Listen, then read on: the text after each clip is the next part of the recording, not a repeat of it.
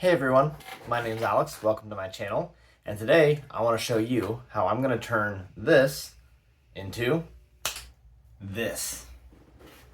Let's talk about it.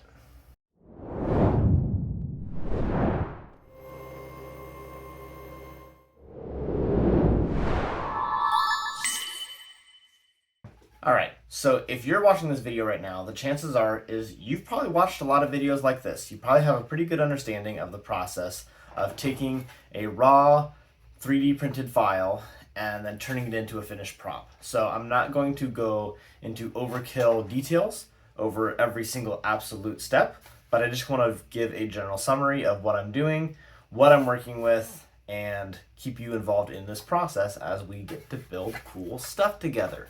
That being said, the first thing that I want to talk about is this file. This is from Do3D or Do3D, however you're supposed to pronounce it. And I just want to give out huge props because their stuff is wonderful. I absolutely love them, highly recommend all of their files. And one of the things that I love about Do3D is that any of the helmets that I have ever gotten are all scaled to the same head size. So for me personally, every single helmet that I have gotten through Do3D, 100% was just barely too tight for me, and 103 fits me like a glove. And this helmet is no exception. This helmet is beautiful. The camera is probably not even going to capture all of the beauty of this helmet, so we'll try to get some close-up shots of this as well. But this helmet is truly beautiful. The design is beautiful, and I printed this on my P1S, which just, I mean, come on, focus. Thank you. Yeah, you get the idea. It's a P1S. It's going to print this stuff beautifully, but the 3D printer is only going to work as well as the file that you're working with, and Do3D hooked me up. So huge shout out to Do3D, not a sponsor of today's video. So you've decided to go ahead and buy the file. You've sliced everything up and you've printed it. How many pieces do you think we're looking at today? So literally, this is it. This is what you're going to print out and be sanding and putting together. You have the back of the helmet, and you've got the front of the helmet here, which I still can't get over this. This just came out so beautifully. I'm almost sad to sand it, but this is the front of the helmet, and there are the magnet connections there. And then the only other thing that you're really going to print out is stuff like this. You've got these greeblies that you print out, and then we're going to be gluing into some of those accent pieces of the helmet. And yeah, I mean, that's really all that you're printing. This is literally less than an entire roll of filament. So awesome. Thank you, Do3D, for such amazing files.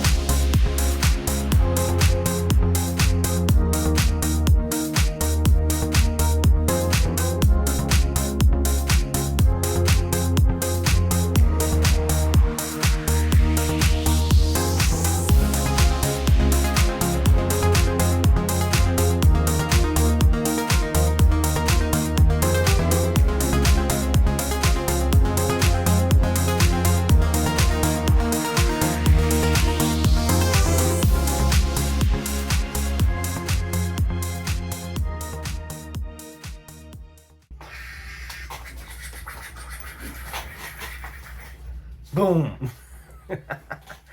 Okay, here we are the next day, and the helmet is looking beautiful.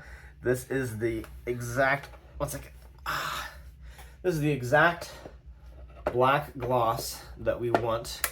We're gonna edit that out, or we're gonna just use it. Let's see. This is the exact kind of black gloss that we want as the base coat for our Dr. Doom helmet. It is looking nice and shiny, nice and glossy. It's basically dry, but that's okay. Just a slight amount of tack is going to be perfect for what we're going to do next. So what are we going to do next? There's a lot of different ways that you could finish this helmet now to give it that chrome look. You could use a chrome spray paint. You could use chrome airbrushing techniques. I think it's Alumoluster might be what they use for the Mando cosplay, and that's expensive stuff. But what we're going to do is a little bit cheaper or less expensive than what they use on the Mando cosplay. And it's going to be using graphite powder. Now this stuff is awesome. If you have been around the scene for a while, if you've been a part of cosplay community for a while and finishing props, you've probably seen this stuff, and it's really great because it gives you a lot of grace. Because when you're spray painting, I don't have a spray paint booth. So when I'm painting, it's possible for dust or lint or bugs to get on it, and it's really disappointing when you get this beautiful mirror finish and then it gets messed up by a bug. The nice thing about graphite powder is that we're literally going to be buffing this powder into the helmet itself, and as we're buffing it in, you're going to be able to work out any imperfections that might be on the surface of the helmet, which honestly are very few. The helmet's looking really good. I'm really proud of how this is coming out so far, but this is also just going to give us a little bit of grace, and it's really fun to work with. So with no further ado, let's check out the next clip and see what this looks like as we're applying it.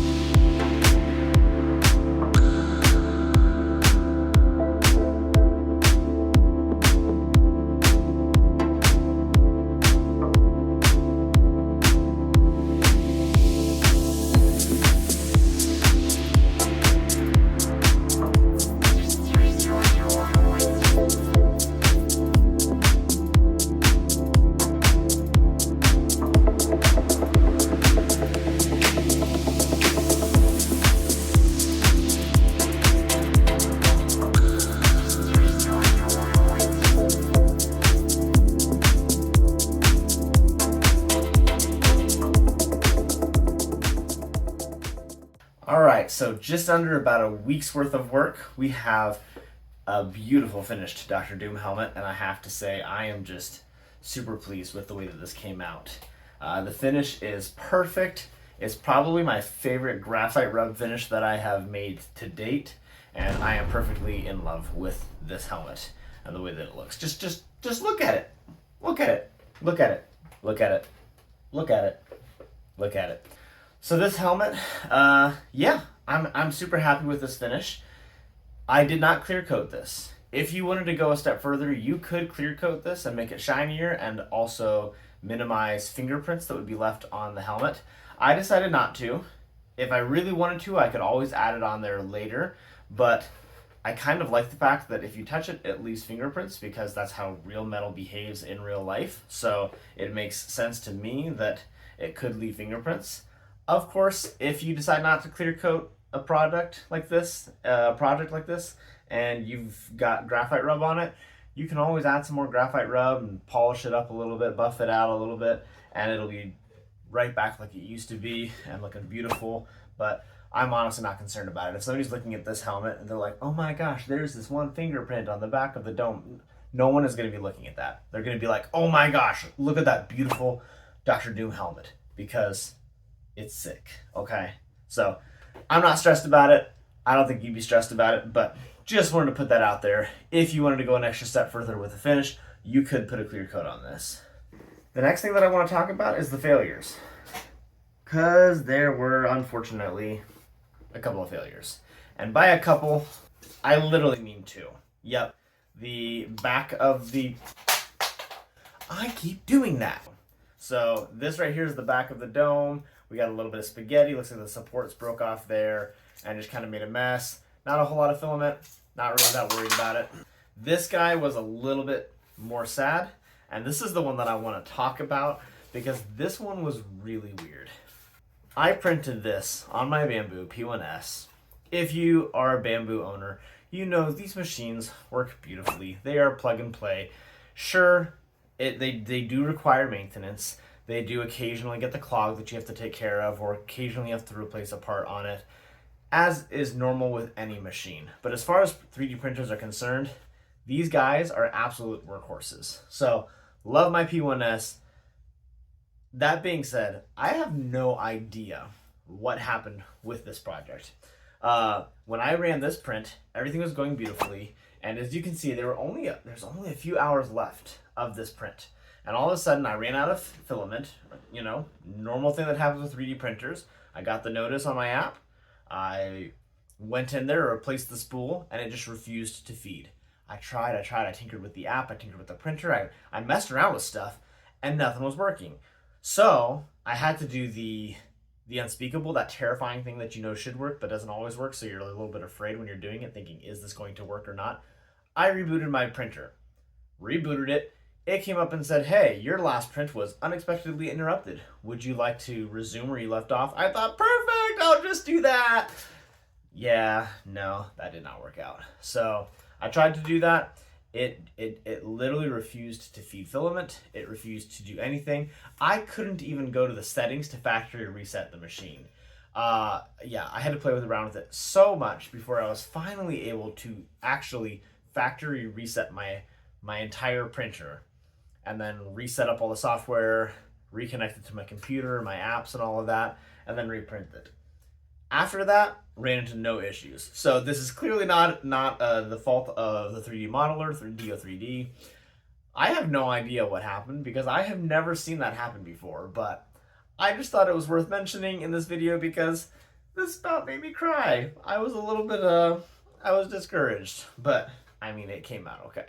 You know, we resolved the issue, we got a new one printed, and it's made now, it's finished, it's beautiful.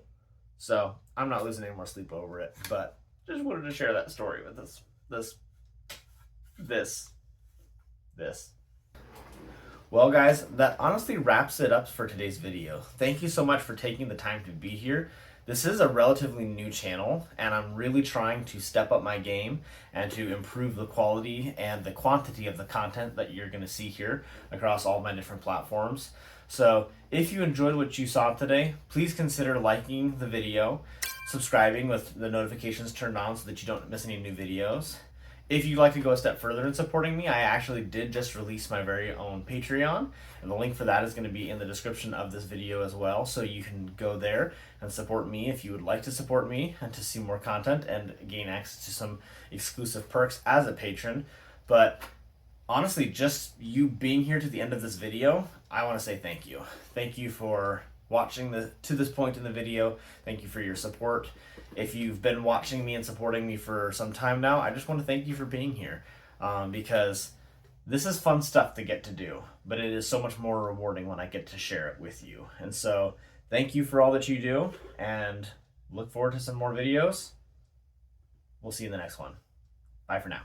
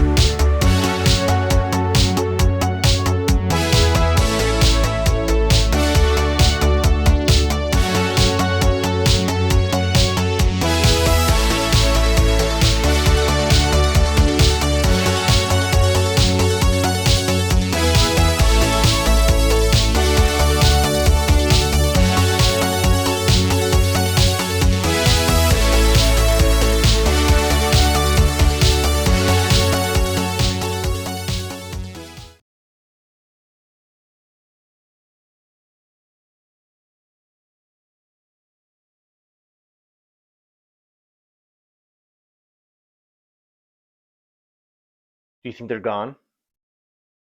Can we move now? Oh shoot, here they come.